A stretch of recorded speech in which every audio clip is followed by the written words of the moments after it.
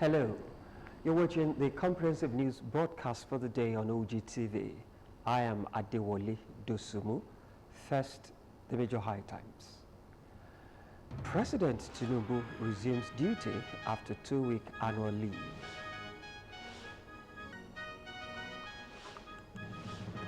Defense headquarters warns individuals, groups calling for military takeover. NECO warns school owners, stakeholders against enrolling candidates for examination by proxy. Zambia's president, Eselema, sacks 3 top judges for misconduct. And on business news tonight, cooking gas price rises by 114% in 16 months. Details of these and more when I return on the business segment of the news. I am Senior Tabaru. And from the world of sport, Arena Sabalenka overtakes Iga Swiatek to reclaim WTA #1 ranking. I'll be back with the details of this and more. I am Sheyi Alao. Don't go away. The only one who can tell you you can't win is you, and you don't have to listen, says Jessica N. Hills. And you can watch us live on Facebook at OGTV and Ogun State Television, YouTube at OGTV Abeokuta, and on OGTV website www.ogtv.com.ng/live. For the latest news and reports, check us on these platforms: X at OGTV, Instagram at Ogun State Television, or download OGTV app on Apple Store and Google Play Store. Now details. President Bola Tinubu has resumed his official duties at the presidential villa in Abuja. This was disclosed by Tinubu's special advisor on information and strategy, Bayo Ononuga. The president met with the Federal Inland Revenue Service FIRS chairman Zak Adedeji in his office. Tinubu had traveled to Europe on a 2-week leave, and he returned to the country 2 days ago after the leave in the United Kingdom and France. Indications emerged on Monday that some of the ministers are in a panic mood over the looming cabinet reshuffle. Special advisor to the president on information and strategy, Bayo Ononuga, had recently hinted at the possible cabinet reshuffle, where those found not to be active and adding value to the renewed hope agenda will be shown the exit door. There have been pockets of criticism on the present crop of ministers, as some critics claim that the majority of them are set to be occupying such sensitive positions on grounds of political patronage. Before President Bola Tinubu announced his cabinet, there were high expectations that technocrats would constitute the majority of his cabinet. Sources close to the presidency had claimed that before the president traveled to the United Kingdom for his 2-week vacation, a list containing the performances of ministers had been compiled by Mrs. Adiza Bala Usman, who is the special advisor to the president on policy coordination and head of Central Delivery Coordination Unit. One of the sources said that Mrs. Usman had the enormous task of compiling the performances of the ministers, and that she had diligently done her work. The defense headquarters has issued a stern warning to individuals or groups advocating for a military takeover in Nigeria, emphasizing that such actions are treasonable under the Constitution. The military reaffirmed its loyalty to the President, Bola Tinubu, and his administration, and its commitment to upholding democracy in the country. In a statement issued by Brigadier General Tuko Guzau, the Director of Defense Information, the Defense Headquarters made it clear that the armed forces of Nigeria remain focused on their statutory duties, which include protecting the nation's territorial integrity and ensuring peace and security. Guzau noted that relative peace being enjoyed in the country is as a result of the President's support for the military and the dedication of the armed forces leadership. He reassured Nigerians that the military, in collaboration with other security agencies, will take necessary measures to prevent any attempt at unconstitutional change. The Chief of Defense Staff expressed gratitude to Nigerians for their continued support and prayers, assuring the public that victory against any threat to the nation's democracy was certain. The DHQ's statement comes amid concerns raised by a viral video advocating for military intervention, an issue the military has now formally addressed. The federal government has reiterated its commitment to the protecting of the nation's judiciary from all forms of manipulation and inducement. Minister of the Federal Capital Territory, Nelson Wike, made this declaration in Abuja during the groundbreaking ceremony for the construction of judges' quarters in Katape district. The quarters will feature 40 houses designated for various categories of judges, and it is expected to be completed within 15 months. Wike emphasized President Bola Tinubu's determination to improve judges' living conditions, stating that the independence of the judiciary is a top priority for the administration. He highlighted that the President has consistently advocated for measures that ensure judicial independence, and Wike then said that judges are assured of stable salaries, allowances, and guaranteed tenure that will be empowered to perform their duties with integrity and courage. Candidates of political parties in Ogun State are now jostling for 20 chairmanship seats and 336 councillorship seats. Printers are having a swell in their patronage, while the streets are adorned with flashy billboards in anticipation of the 2024 Ogun State local government polls. Fora Adeso reports. Training exercise, according to the candidates, was flawless. It's a well-placed exercise, thoroughly, and I want to thank the people over there, because this is a well-screening exercise that the right candidates were choosing. Scale of 10 rates OGTV. 9.9. On the streets, most of the political office seekers have taken over strategic junctions, announcing their desire to change the narrative for the better. My people from the local government to look up to a more pragmatic, resource-oriented, project-oriented. ADP is leading Abeokuta South. We are the party to beat in Abeokuta South. I know, and I'm very sure APC should know that in Abeokuta South they have only one opponent, only one strong opponent, and that is ADP. And it's certain that we are winning this election. The Ogun State Independent Electoral Commission has gone ahead to announce the names of the 20 local government area electoral officers after a persistent call on the political parties by the body to hit the road for violence-free election, with the assurance from the commission to be fair and just to all. So I want to encourage all of us to go back home and work hard. We should work hard. We should campaign. We should not sit on the fence. One-time Ogun State Assemblyman Fasiu Bakene gave it to OGCEC for its preparations and buttressed Mrs. Gbemi Onosoya's position that only a free and fair election can make Nigeria better. Well, my advice to politicians is to play the games according to the rules and not bringing violence, not thinking of violence, not bringing in talks, not bringing box snatcher or ballot grabbers, that can now say they have won an election. 20 local government chairmanship seats and 236 councillorship seats are up for grabs in a multi-party local government election in Ogun State. Adefowora Adesanwo, OGTV News. The Ondo State Police Command has warned residents of the state against spreading fake news ahead of the November 16 governorship election.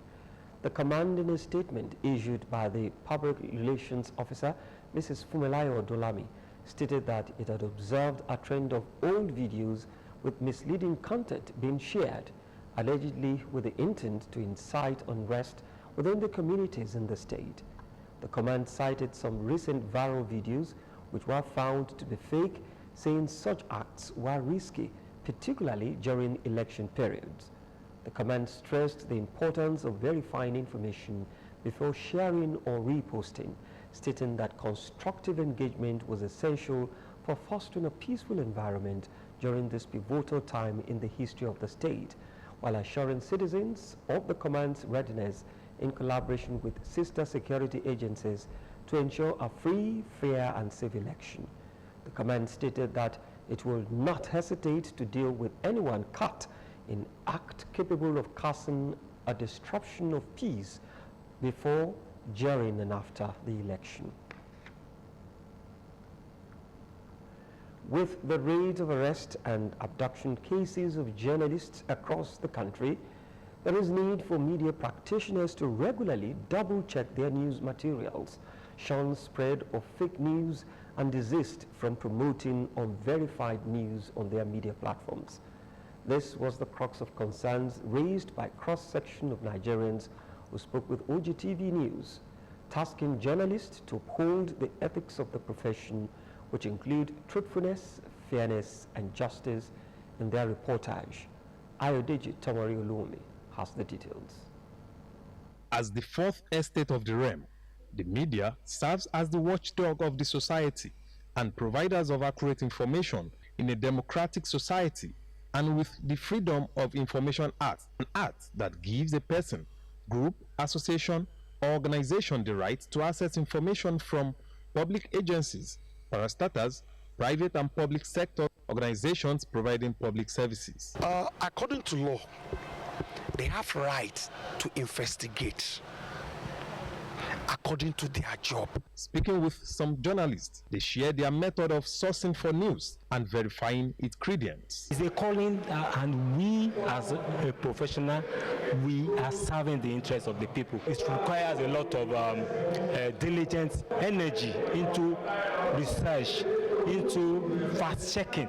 But from the arrest of a staff of Order Paper, Edna Ulaeto, by men of the Department of State Security, DSS, on the 19th of October, though released the same day, to the arrest of an editor with National Monitor newspaper, Olurotimi Olawole, and publisher of a privately owned news platform, Precious Chukunonso, both in Lagos. On the 28th of September, arrest of a reporter in Herald newspaper, Kwara State, on the 25th of September, all charged with violating Sections 24(1)b and 27 of the Cyber Crimes Act. The latest have been the adoption of a freelance journalist, Oluwatosin Oshibanjo, in Ijebu-Ode local government area of Ogun State, after intervening in a human rights violation case involving a lady and a pastor, though later found unconscious few days after declared missing. Gentlemen of the press seem more at risk each day while going out about their duties. We have the freedom of information. The Nigerian Constitution back what we are doing as journalists. Then we have a lot of extant laws that actually back what we are doing, but they don't implement those laws, and that's the reason we are vulnerable. That is the reason journalists is seen as endangered species. As a journalist, even when you dig into a story and you have your facts and figure, the person, the body, or the group that is affected, they will not like it. And if they have the opportunity to deal with it, they will go extra mile. Then whatever story you are writing, even if it is controversial, try to balance your story. We should also be mindful, be cautious of our safety. On another note, some of the respondents give pieces of advice to media practitioners on upholding the ethics, professionalism, and standard of true journalism. Journalism is a job that pinpoints at what the other side is doing. That is, we are watchdog, and secondly, we are to tell you what you are doing is not right, and this is the way to go. We are not anybody's problem. The social media has watered down effective journalism, And that's why you find those who are into it, especially the social media, they publish whatever they like. This is one of the things that makes the political class more jittery, and they lump everybody together. However, trained journalists have to work as they were trained. Respondents further urged journalists to be fair and painstaking in verifying their news piece to ensure truthfulness, as well as promoting the safety and unity of the society in their reportage. Ayodeji Tomori Olunmi, OGTV News. In fulfillment of uplifting Nigerians with skilled labor, the wife of the Ogun State Governor, Mrs. Bamidele Abiodun, has disbursed cash gifts to trainees of the vocational training earlier held for students in Ilesha as part of activities to commemorate the 2024 Ishobi Day celebration. Mrs. Abiodun admonished beneficiaries to make the best of the cash gift and the knowledge impacted in them during the vocational training. Margaret Okulola was at the Ilesha Town Hall, venue of the disbursement. Here is her report. Wife of Ogun State Governor Mrs. Bamidele Abiodun, following through with her promise to uplift trainees of the vocational class earlier held for students in Ilesha as part of the 2024 Ishobi Day celebration by disbursing cash gifts to the trainees for startup of various vocational skills they learned during the training. Mrs. Abiodun, who was represented by wife of the Commissioner for Physical Planning and Urban Development, Mrs. Adetutu Odunlami, appreciates all and sundry for the success of the 2024 Ishobi Day celebration. It's just to acknowledge that you have done well, you have performed well, and a lot is being expected from you. In that when you are being appreciated, it is to let you know that you are to do more. It was gratitude galore as beneficiaries, committees involved in bringing the 2024 Ishobi Day celebration to fruition, led by the chairman of the Ilesha Development Association, Arewemi Olumide Osude, thanked the wife of Ogun State Governor, Mrs. Bamidele Abiodun, for her impact and effort at making the celebration a success. I want to use this medium to appreciate the wife of Governor State, Ms. Bamidele Abiodun. Thanks for everything you have done for us. We appreciate you, ma. I'm an indigenous of Ikene, of Ilesha, but I'm living in Ikene. I came from Ikene. I didn't even plan it before that this is how they're going to do, but I appreciate them. I'm in photography department. I learned so many things about pictures and many things about things. So at the moment they give us, they were able to support me to buy the camera so I can be able to continue what they've taught me. Members of various committees, chiefs and heads of community agreed that the Ishobi Day celebration is a period where sons and daughters of Ilesha come together to celebrate their heritage, culture and diversity, as well as inculcate good citizenship in their children. Certificates were presented to trainers of the vocational training, as well as members of the committee of 2024 Ishobi Day celebration. Margaret Okulola, OGTV News. National Examination Council, NECO, has warned school owners and other stakeholders to desist from enrolling candidates for his examination by proxy. This was contained in a statement by the Acting Director of Information and Public Relations, Aziz Sani. Sani said that the council had observed that such fraudulent practice often resulted in identity theft and subsequent parade of fake results. Determined to eradicate all forms of examination malpractices, it said that the council had put in place some measures to check impersonation in all its examinations. Sani also said that the NECO e-Verify, an online platform for confirmation and verification of NECO results, was unveiled in 2023 to reduce these infractions. He urged members of the public to note that any certificate purported to have been issued by the council and could not be verified or authenticated using the NECO e-Verify platform was fake. Still to come, FG approves purchase of ExxonMobil's onshore assets valued at $1.28 billion by Seplat Energy. Details of these and more after the break.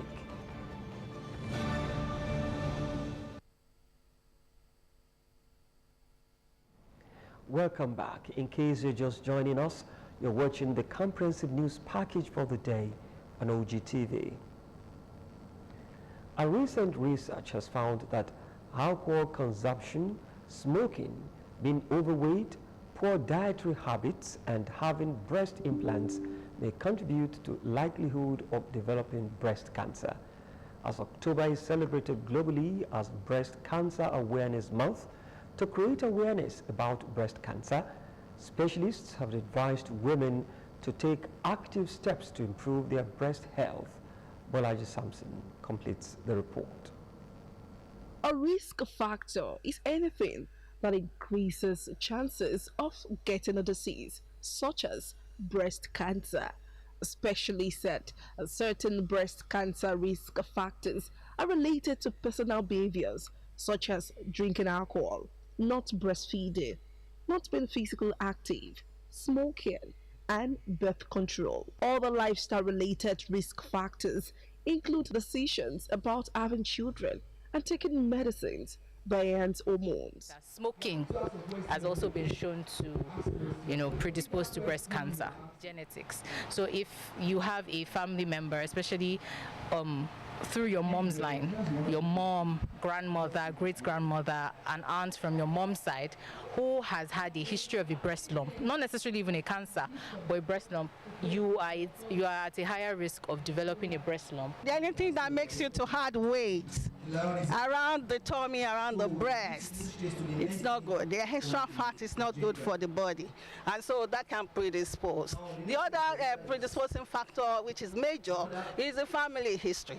Once you have a family history of breast cancer in your siblings or in the extended family, then you have to be quick about it. Women were implored to take notice of any changes in how their breasts look or feel and tell a member of their healthcare team right away. Carry out a regular breast examination. I know it's not easy, so I just want to encourage you. Like, it is a good thing that you came out to talk about it. You notice these changes on time, and then you came out to talk about. You came out to see the doctor that, oh, I'm seeing changes like this. I just want to tell you that you are doing well. They reiterated that adhering to proper diet like citrus fruit and fatty fish may help reduce breast cancer. Women were also advised to limit or avoid items like alcohol, highly processed meat, and sugary foods and beverages. So when I talk about smoking, I'm not talking about you just being a smoker. You can also be a passive smoker, really. People around you smoking, inhaling the fumes and all those too can cause it. Some of the diets we're taking can predispose to developing breast cancers. Refined westernized diets. Not only breast now, any part of the body can become cancerous. So we should be wary of that. But natural things like vegetables, fibers, moving your bowel and cleaning up, yes, you will not likely develop cancers. So there are natural things. Instead of refined sugars, if you go for natural honey from the honeycomb, and if you go for clean vegetables. Women were urged to keep in mind that regular medical appointment and breast cancer screenings are critical for early detection and diagnosis. Bolaji Sampson, OGTV News.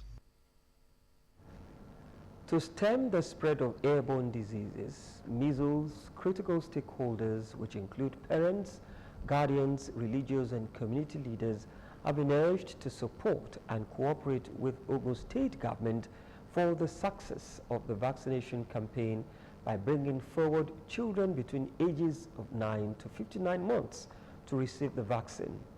The measles campaign this year is targeting approximately 1.2 million children in 236 wards across the 20 local government areas of Ogun State from October 19 to 25. Kem Agu completes the report. The time has come for the periodic immunization against measles carried out every 2 years to prevent children between ages 9 and 59 months from the deadly virus. With the flag off on October 19, the exercise will run through 25th of October in the 236 wards of the 20 local government areas, targeting 0% of measles among the children. As over 5,000 personnel deployed to pursue the goal, the Ogun State government, through the Ministry of Health, has enlisted the support of all stakeholders, including parents, guardians, caregivers, traditional rulers, religious leaders, and health workers, among others, to ensure the success of the 2024 Integrated Measles Vaccination Campaign. In the 20 local governments, to ensure that no child is left out, will be at the hard-to-reach areas and areas with difficult terrains will be there. The rural areas will be concentrating on them. Dr. Toby Coker affirmed that health workers have been deployed to various posts, including the 236 primary health care centers during the 7 days of the campaign. The campaign will also be carried out in government health facilities at secondary and tertiary levels, churches, mosques, marketplaces, schools, parks, and other designated temporary fixed posts.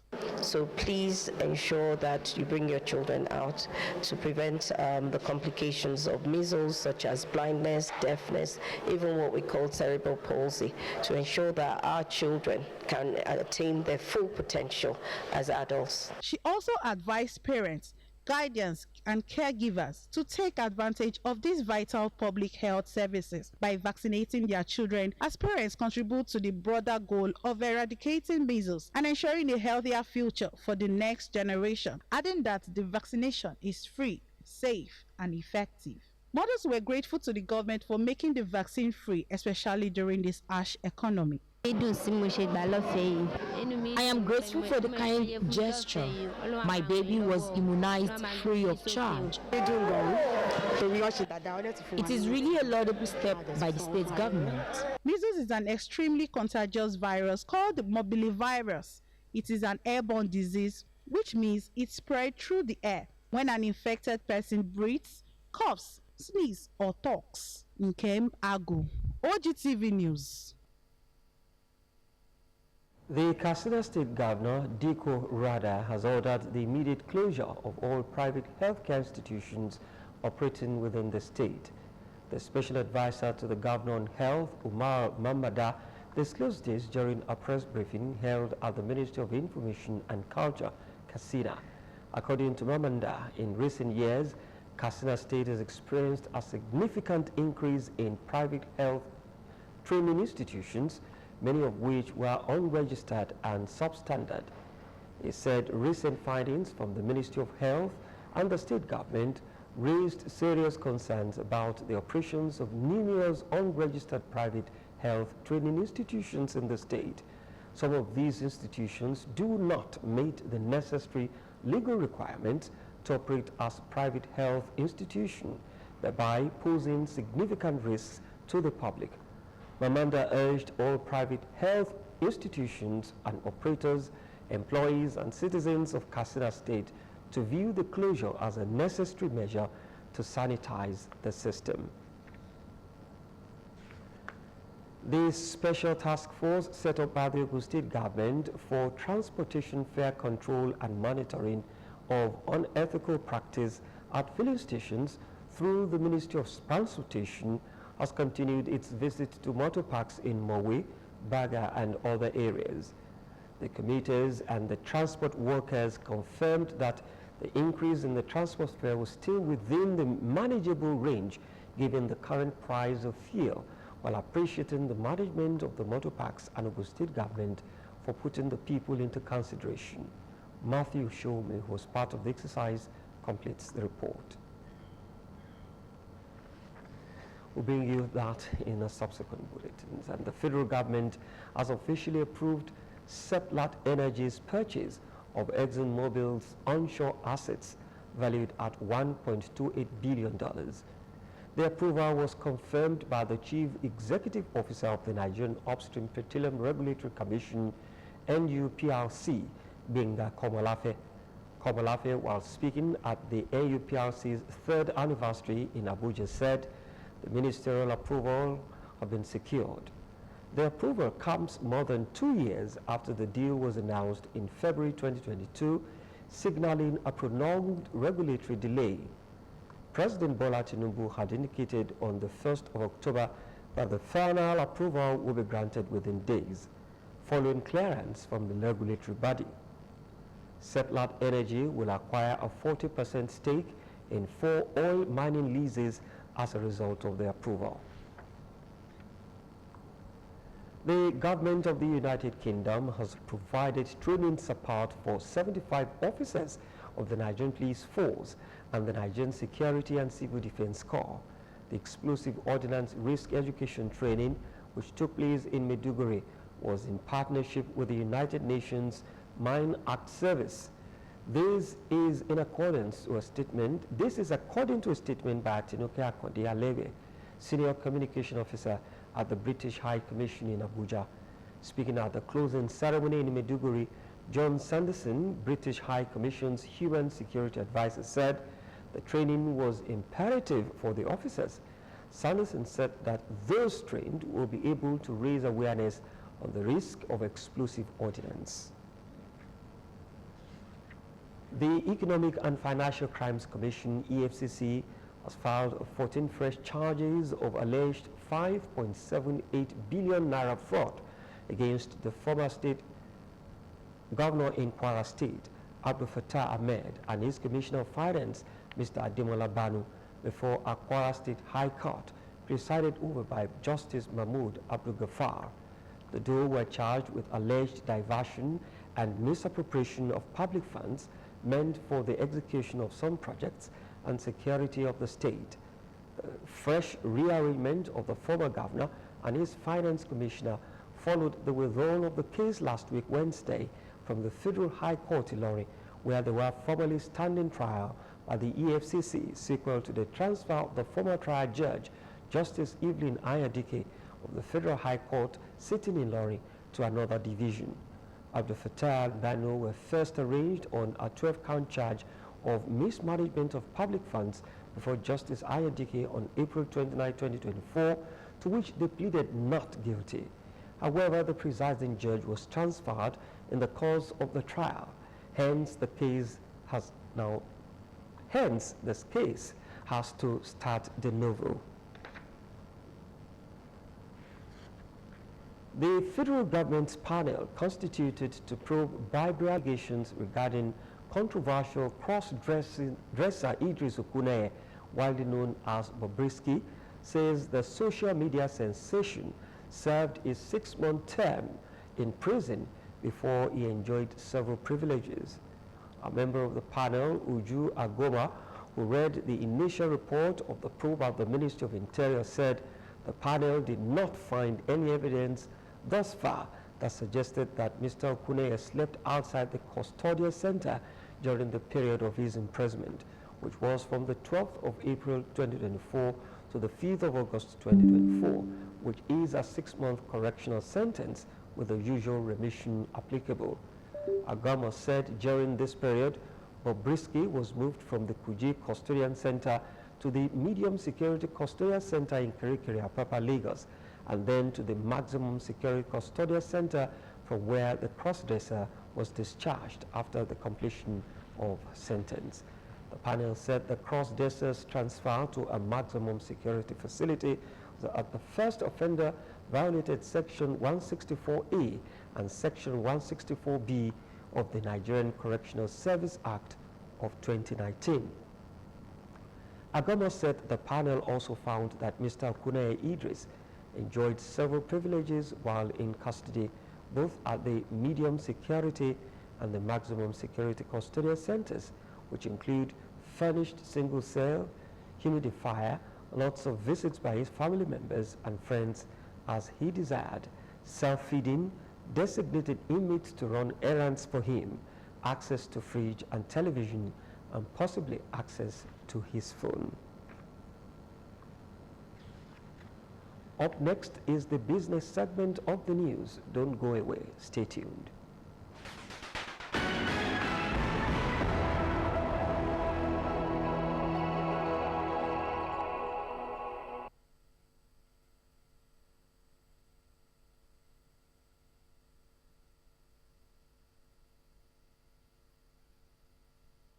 You're welcome to the business segment of the news. The price of liquefied petroleum gas, cooking gas, has skyrocketed from 700 naira to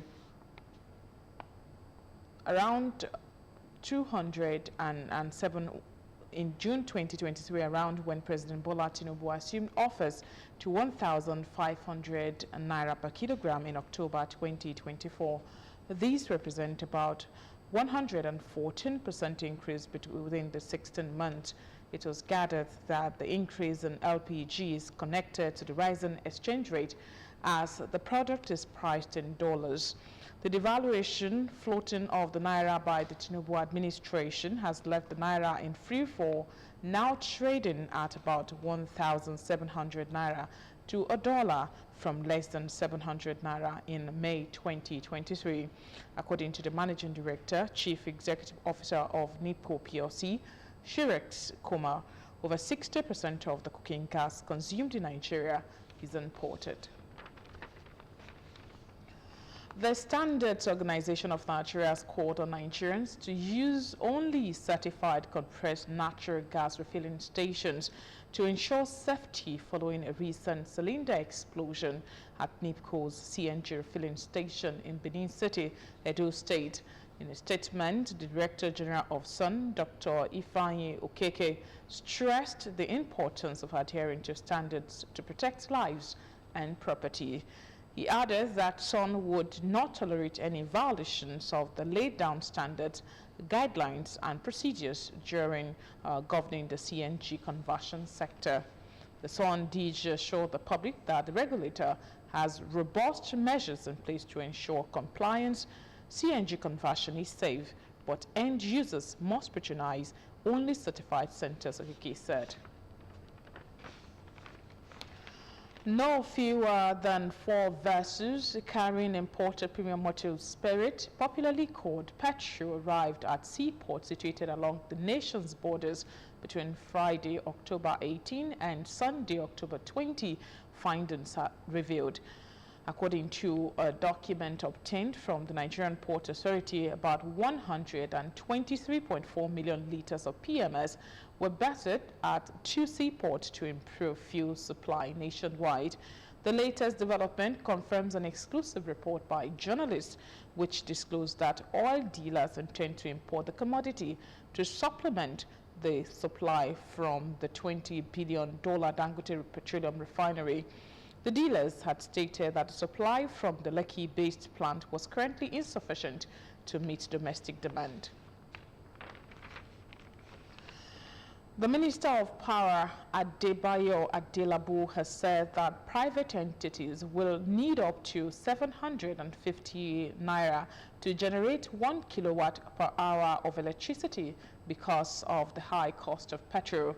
Adelabu said power generation will cost 950 naira per kilowatt per hour for those using diesel-powered engines. These, he argued, are more expensive than the 209 naira per kilowatt per hour being paid by Band A customer. Speaking at a recent function in Lagos, the minister emphasized that though customers were kicking against the Band A tariff, they knew it was still cheaper compared to generating their own power with petrol or diesel. And finally, on business news, Zenith Bank PLC and 8 other Nigerian banks' cash reserves surged to 15.5 trillion naira in the half-year ended June 2024, representing a substantial increase of nearly 11.4% from 13.9 trillion naira reported in the 2023 financial year, as the Central Bank of Nigeria, CBN, sustained its aggressive monetary tightening. The other bank Guaranteed Trust Holding Company PLC, FBN Holdings PLC, United Bank for Africa PLC, Fidelity Bank PLC, FCMB Group PLC, Wema Bank PLC, Sterling Financial Holdings Company Limited, and Stanbic IBTC Holding PLC. Cash reserve ratio is a specified minimum fraction of the total deposit of customers which commercial banks have to hold as reserves either in cash or as deposit with the central bank. The jump in CRR of these 7 banks comes in response to the CBN's Monetary Policy Committee effort to contain rising inflation and curtail excessive liquidity in the financial system. And that's it on business news. Many thanks for watching.